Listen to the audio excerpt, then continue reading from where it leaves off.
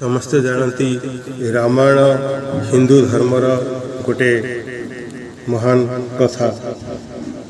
धारावाहिक रामायण शूटिंग समय घटी एक अलौकिक घटना जहाँ विश्वास करने सहज नुहे किंतु सत्य घटना, अद्भुत किंतु सत्य।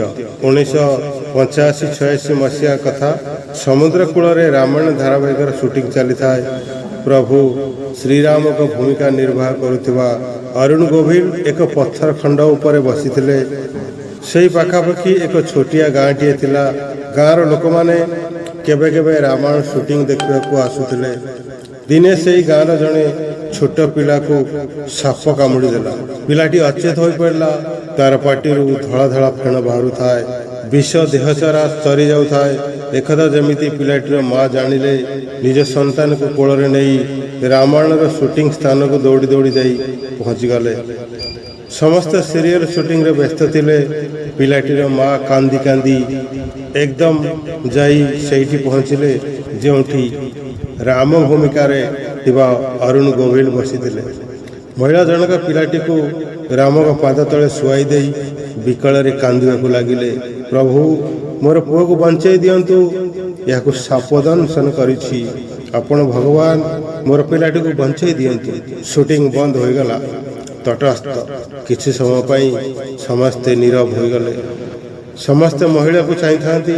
महिला सेतेबेले कांदी कांदी अड़ायत हो पड़ी थांती। हठात राम ठिया हो पड़िले।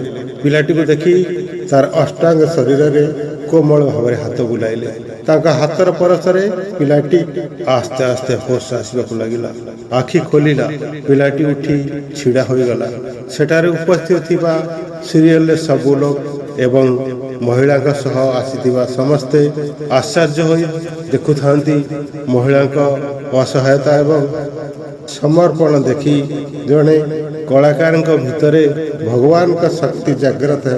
बॉम्बे रे एक सार्वजनिक मंच कार्यक्रम रे जन जेतेबेले पचारिथिले रामायण धारावाहिक करिथिबा समय एमिति गोटे